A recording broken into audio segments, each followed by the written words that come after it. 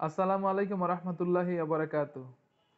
প্রিয় নবম শ্রেণীর শিক্ষার্থীরা, তোমরা জানো যে তোমাদের ইংলিশ ফর টুডে বইয়ে 2021 শিক্ষাবর্ষে নতুন একটি অধ্যায় সংযোজন করা হয়েছে।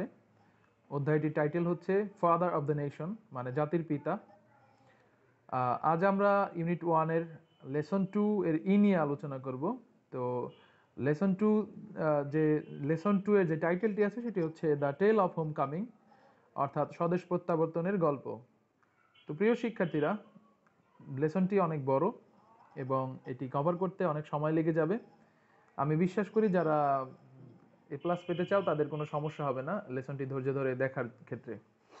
আর তোমরা অবশ্যই অবশ্যই চ্যানেলটি সাবস্ক্রাইব করবে এবং এই মুহূর্তে যদি চ্যানেলটি সাবস্ক্রাইব করে না থাকো সাবস্ক্রাইব করে নাও। আর ভিডিওটি ভালো লাগলে অবশ্যই লাইক এবং কমেন্ট করতে ভুলবে না। তো প্রিয় শিক্ষার্থীরা, আমরা শুরু করছি the tale of homecoming, অর্থাৎ স্বদেশ প্রত্যাবর্তনের গল্প। বিষয়টি যেহেতু ঐতিহাসিক, একটু সময় তো লাগবেই। সো প্রিয় শিক্ষার্থীরা, Bangabandhu left London for Dhaka on 9 January evening in 1972। 1972 সালের 9 জানুয়ারি সন্ধ্যায় বঙ্গবন্ধু লন্ডন ত্যাগ করে ঢাকার উদ্দেশ্যে রওনা হন। অন দ্য ওয়ে, পথে, he would stop over in Delhi, তিনি বিরতি নিয়েছিলেন দিল্লিতে।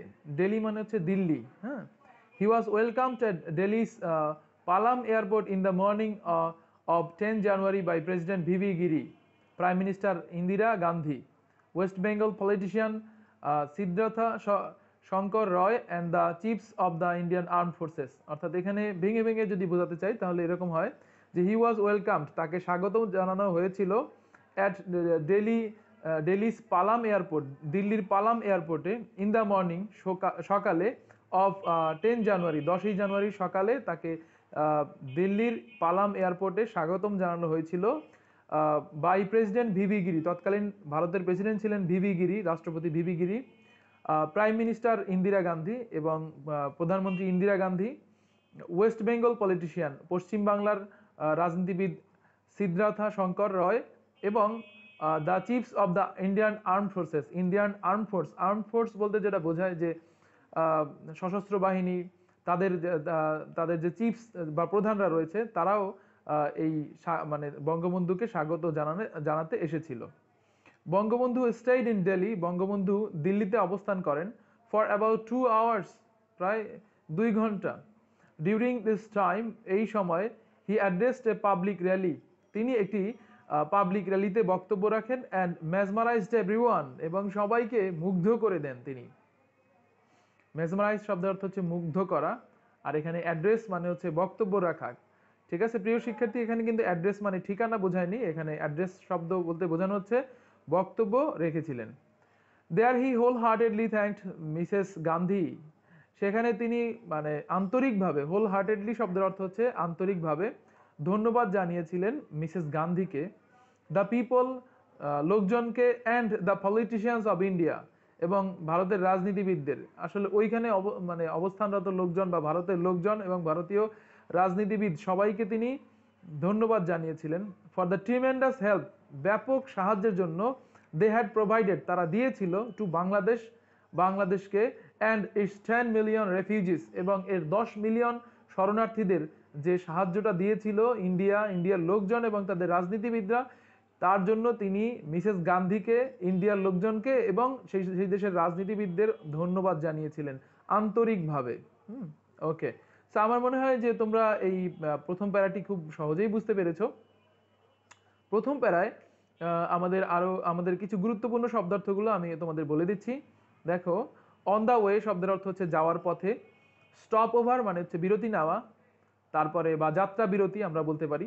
তারপরে এখানে চিফ মানে হচ্ছে প্রধান, আর্ম ফোর্স মানে সশস্ত্র বাহিনী, তারপরে অ্যাড্রেস মানে হচ্ছে অ্যাড্রেস শব্দের অর্থ হচ্ছে বক্তব্য রাখা, তারপরে হোল হার্টেডলি শব্দের অর্থ আন্তরিকভাবে, ম্যাসমারাইজড মানে হচ্ছে মুগ্ধ করা, আর ট্রিমেন্ডাস ব্যাপক, রেফিউজি শরণার্থী। সো প্রিয় শিক্ষার্থীরা, আমি ধরে নিচ্ছি যে তোমরা প্রথম প্যারাটি বুঝতে পেরেছো। আমরা এখন দ্বিতীয় প্যারায় যাচ্ছি। প্রিয় শিক্ষার্থীরা, দেখতে পাচ্ছ কিনা? দেন ইট ওয়াজ অন টু ঢাকা, এরপরে ঢাকা যাওয়ার পথে, ঢাকা যাওয়ার পালা, হোয়ার মিলিয়ন্স অফ পিপল, যেখানে লক্ষ লক্ষ লোক, হ্যাড বিগান টু ক্রাউড, জড়ো হতে শুরু করলো। প্রিয় শিক্ষার্থী, ক্রাউড শব্দের অর্থ হচ্ছে জড়ো হওয়া, জড়ো হতে শুরু করলো। The rout, sorry the route, route মানে হচ্ছে পথ, পথে, that their leader would pass, যে পথ দিয়ে তাদের নেতা যাবেন, and the race course maidan, এবং রেসকোর্স ময়দানেও লোকজন জড়ো হতে লাগলেন, হোয়ার, যেখানে the leader would deliver a speech, নেতা একটা বক্তব্য রাখবেন, বিফোর গোয়িং হোম, বাড়ি যাওয়ার পূর্বে, অর্থাৎ ধানমন্ডির 32 নম্বর বাড়িতে যাওয়ার পূর্বে তিনি যে পথ দিয়ে যাবেন এবং ধানমন্ডি 32 নম্বর বাড়িতে যাওয়ার পূর্বে তিনি এখানে আমরা দেখতে পাচ্ছি যে রেসকোর্স ময়দানে তিনি যাবেন, সেই রেসকোর্স ময়দানে অসংখ্য অসংখ্য লোক, মিলিয়নস অফ পিপল, তারা অপেক্ষা করতেছিল, তাদের মহান নেতার মানে আসার অপেক্ষায় তারা বসেছিল। On the tarmac at Tejgaon airport, airport তো আমরা বুঝি, তো তেজগাঁও এয়ারপোর্টে টারম্যাক বলতে বোঝায় পিচ ঢালা রাস্তা, এয়ারপোর্টের যে রাস্তাটা থাকে এটা পিচ ঢালা, ওই পিচ ঢালা রাস্তায় soldiers of the Indian army, ভারতীয় সেনাদের যে সৈনিকরা বা ভারতীয় সেনাবাহিনী সৈনিকরা, অ্যান্ড দ্য মুক্তি বাহিনী, এবং মুক্তি বাহিনী সৈনিকরা, ওয়ার মুক্তি বাহিনী, ওয়ার অন স্ট্যান্ড বাই, তারা অপেক্ষারত ছিল। স্ট্যান্ড বাই শব্দের অর্থ হচ্ছে অপেক্ষারত থাকা। টু প্রেজেন্ট বাংলাদেশের president with the guard of honour, বাংলাদেশের রাষ্ট্রপতিকে মানে শেখ মুজিবুর রহমানকে গার্ড অফ অনার দেওয়ার জন্য তারা ওখানে দাঁড়িয়েছিল বা অপেক্ষারত ছিল।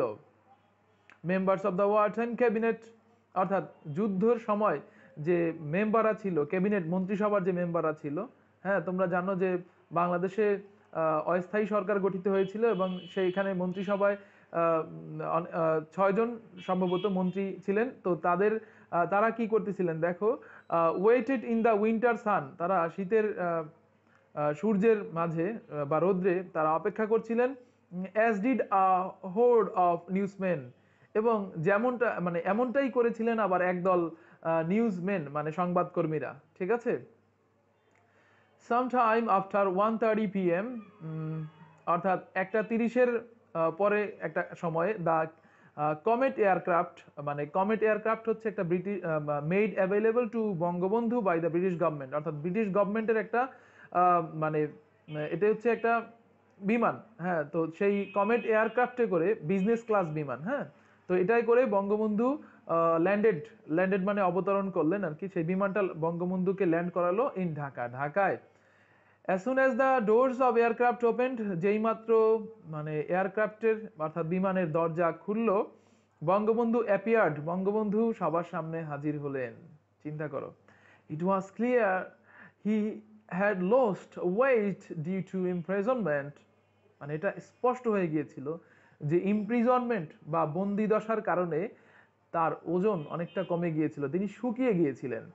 ফর নিয়ারলি 10 months, তিনি বন্দী ছিলেন প্রায় 10 মাস ইন এ পাকিস্তানি প্রিজন, একটা পাকিস্তানের জেলে, ঠিক আছে, তোমরা এর আগেই জেনেছো।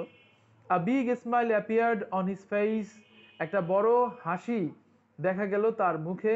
As he swept back his hair with his right hand, তোমরা জানো যে বঙ্গবন্ধুর ভিডিও যারা দেখেছো তারা জানো যে বঙ্গবন্ধু প্রায় তার রাইট হ্যান্ড দিয়ে তার চুল এভাবে সোয়েপ ওভার করতো বা ব্যাক ব্রাশ করতো, তো সেটা তিনি করেছিলেন এবং তার মুখে একটি হাসি ছিল তখন। তোমরা ভিডিওটা দেখবা অবশ্যই ইউটিউব থেকে।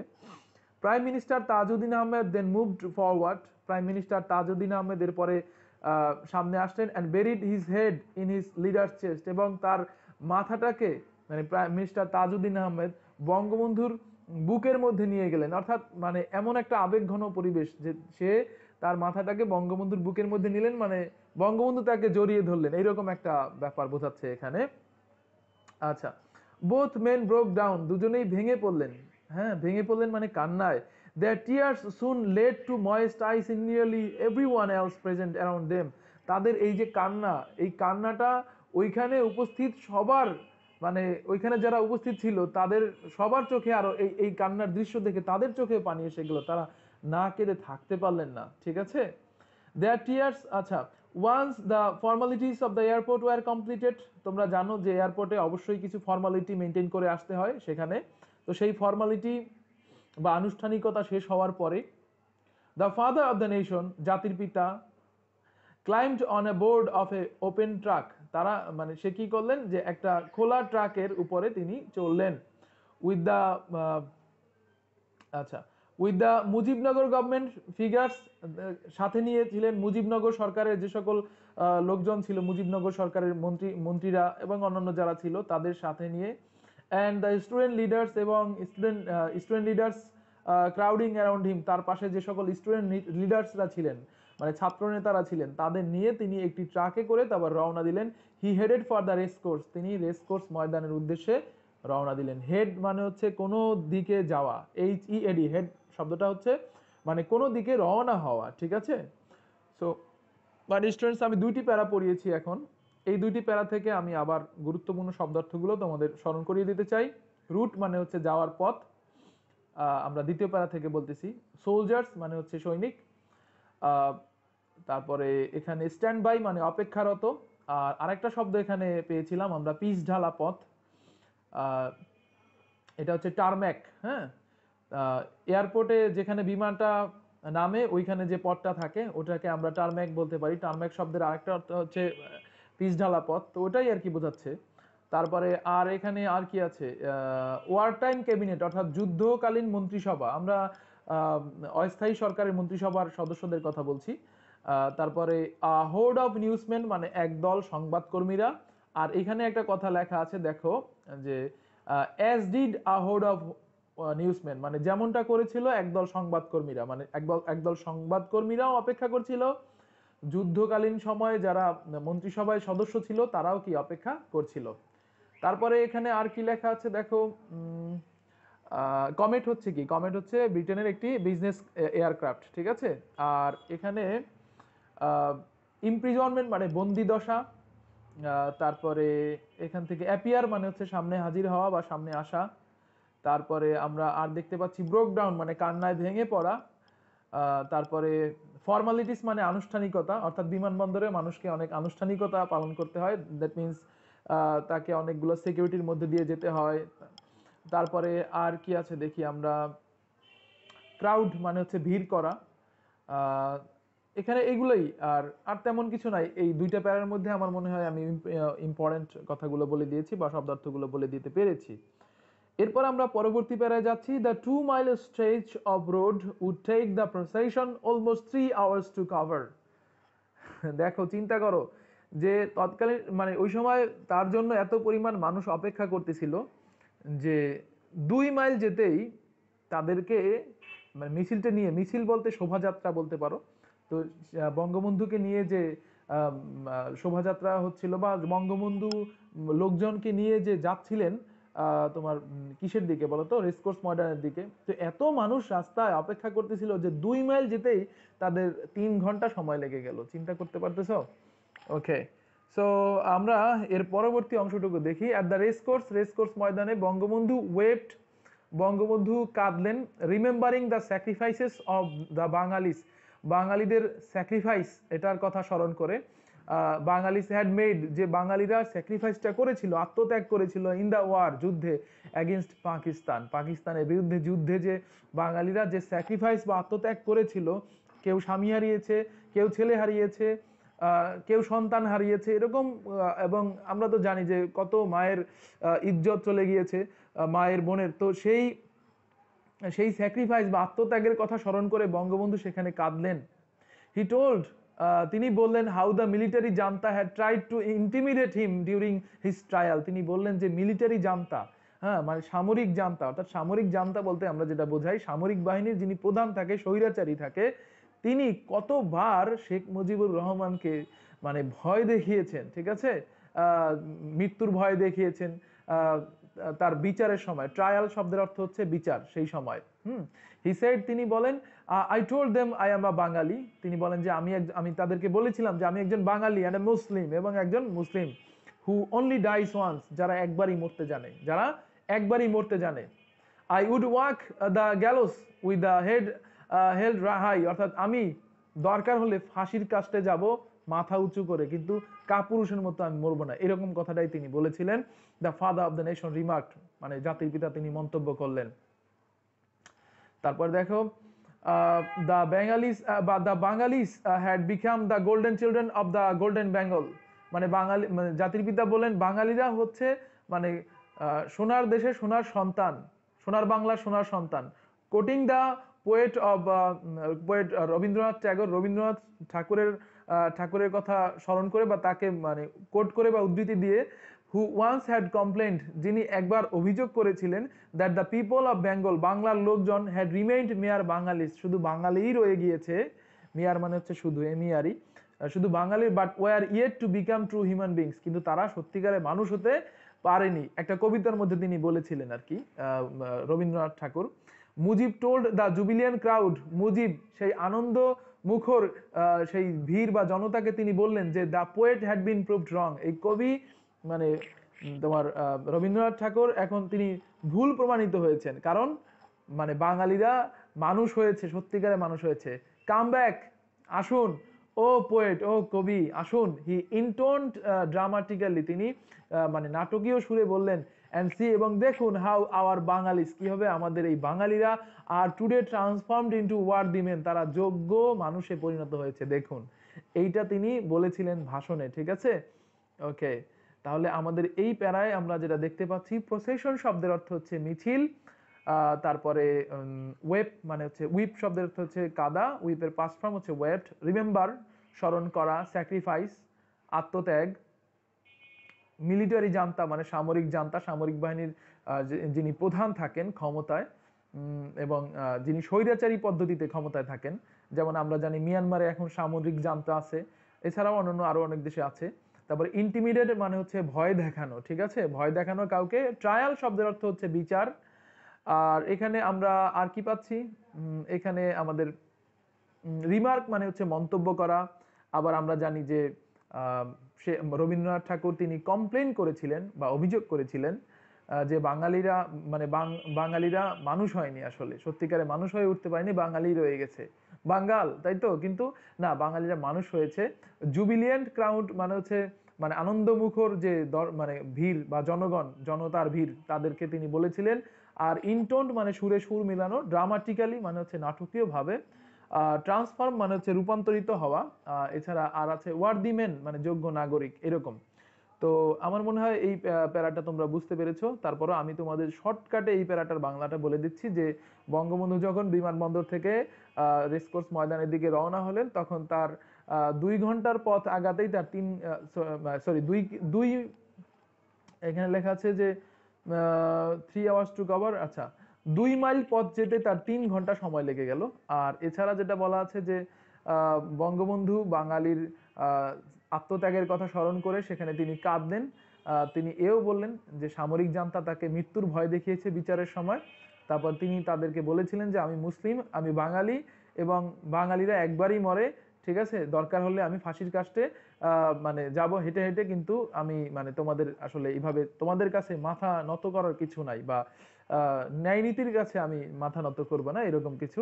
তারপরে দেখো আর আর যেটা বলা আছে যে জাতির পিতা রবীন্দ্রনাথ ঠাকুরের কথা বললেন, যে রবীন্দ্রনাথ ঠাকুর একবার তার একটা কবিতায় তিনি বলেছিলেন যে 7 কোটি বাঙালিদের তুমি মানুষ করনি, জন্ম দিয়েছো শুধু, এরকম কিছু একটা বলেছিলেন। তো সেই বাঙালি যে মানুষ হয়েছে আজকে, সেইটা তিনি মানে জনতার উদ্দেশ্যে বললেন, এবং রবীন্দ্রনাথকে বলেছিলেন যে মানে রবীন্দ্রনাথ ভুল প্রমাণিত হয়েছে, তাকে আসতে বলেছিলেন, কিন্তু এই আর কি।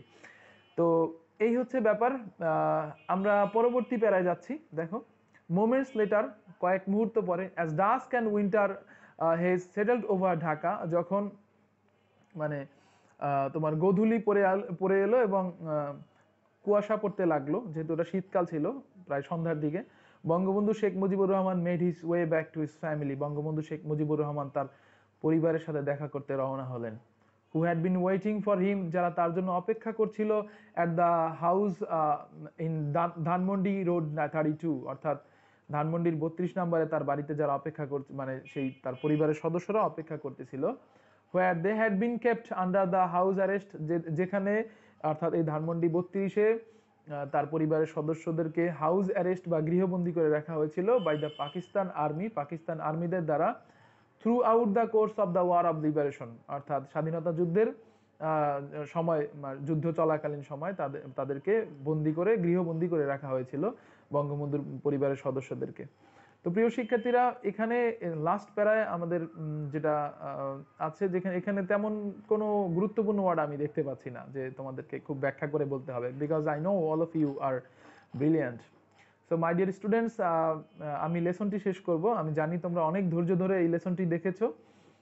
প্লিজ তোমাদের কাছে বিনীত রিকোয়েস্ট হচ্ছে অবশ্যই অবশ্যই একটা লাইক দিবে যদি তোমার লেসনটি ভালো লেগে থাকে, আর যদি ভালো না লাগে ডিসলাইক বাটনটি তোমার জন্য খোলা আছে। আর আর যে কাজটা করবা, যে কোথায় কি বোঝো নাই বা কেমন হয়েছে সেটা একটা কমেন্ট করে দিবে, আর ভিডিওটি অবশ্যই অবশ্যই শেয়ার করে দিবে তোমার বন্ধু বান্ধব বা অন্য যে কোনো সোশ্যাল মিডিয়ায়। তো ভালো থেকো প্রিয় শিক্ষার্থীরা। তোমাদের যদি আরো কোনো লেসন প্রয়োজন হয় অবশ্যই অবশ্যই আমাকে জানাবে। আহ দেখা হবে তোমাদের সাথে। টিল দেন সবাই ভালো থেকো। আসসালামু আলাইকুম ওয়া রাহমাতুল্লাহি ওয়া বারাকাতুহু।